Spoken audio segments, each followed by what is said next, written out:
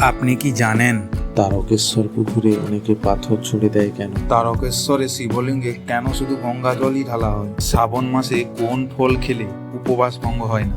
এরকম অজানা প্রশ্নের উত্তর জানতে হলে স্কিপ না করে পুরো ভিডিওটি দেখুন। আর জ্ঞান বাংলা চ্যানেলে আপনি যদি নতুন হয়ে থাকেন চ্যানেলটা সাবস্ক্রাইব করে নিন। আশা করি করে নিয়েছেন। ধন্যবাদ। আজকের প্রথম প্রশ্ন, শ্রাবণ মাসে কোন ফল খেলে উপবাস ভঙ্গ হয় না?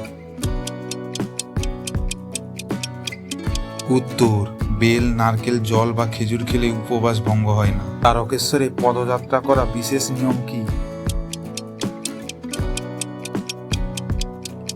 উত্তর, জুতো ছাড়া হাঁটা, কথা কম বলা ও মাথায় জল রাখা, এই তিনটি মূল নিয়ম। তারকেশ্বর মন্দিরে কেউ অসৎ মনে জল দিলে কি হয়?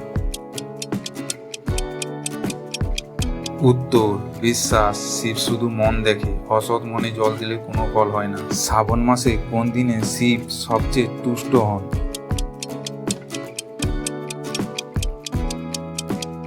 উত্তর, সোমবার, কারণ শিবের এটা নিজস্ব বার। তারকেশ্বরে শিবলিঙ্গে কেন শুধু গঙ্গা জলই ঢালা হয়?